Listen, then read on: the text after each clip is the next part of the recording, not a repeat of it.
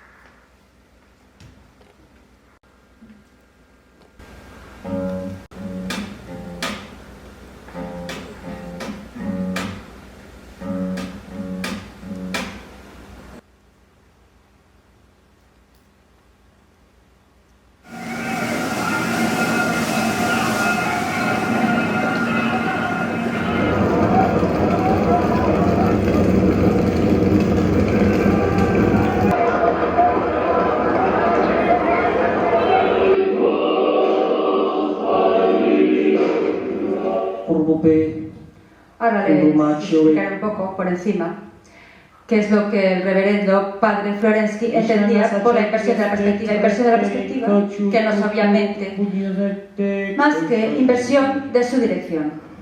Con terremotos de hierro, agua guisada de grasas y rompeolas de huesos, de fruta de cabecitas, veréis los árboles llenos.